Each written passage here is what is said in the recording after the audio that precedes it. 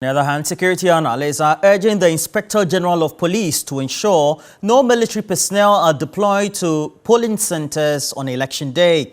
They also want the national security apparatus to be completely left out of election-related duties to prevent the recurrence of violent skirmishes as experienced during the Ayawaso West Wogon by-election, with some 14 days to go.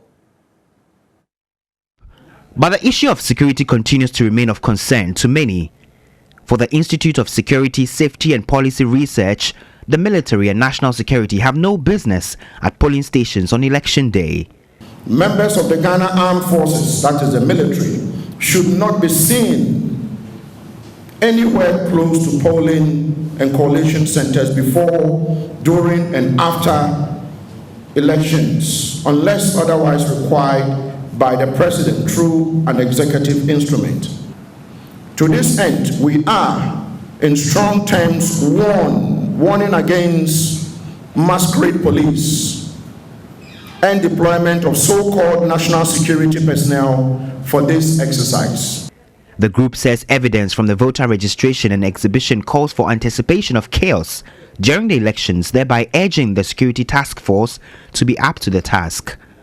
The Ghana Police Service should deploy the body cameras which were recently procured in order to collect footage of wrongdoing or election malpractices and to effectively monitor, communicate with the other state allied security agencies. For Chief Executive Officer of the Jatike Center for Human Security and Peace Building, Adib Sani, the police must take drastic steps, including an outright ban of motorbikes on election day.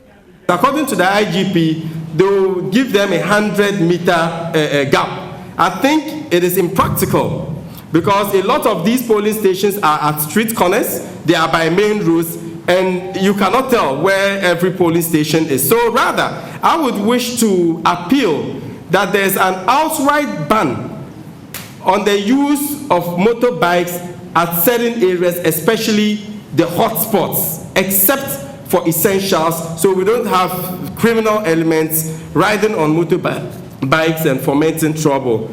He also wants the police to ban parliamentary candidates from touring polling centers on election day. President of the Institute for Security, Disaster and Emergency Studies, Dr. Ishmael Norman, says experienced policemen and women must be deployed for election management duties.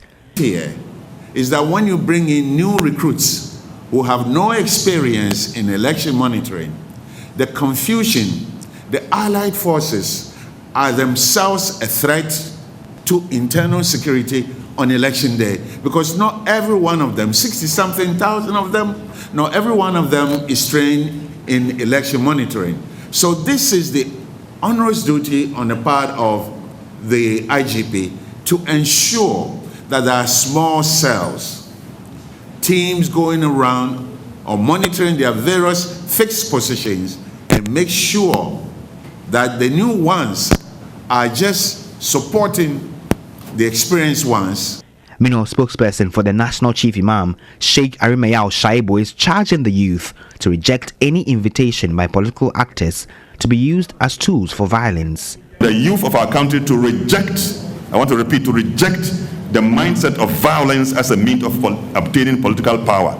They should never allow politicians, and they must resist attempts by politicians to make them tools for visiting violence against political opponents.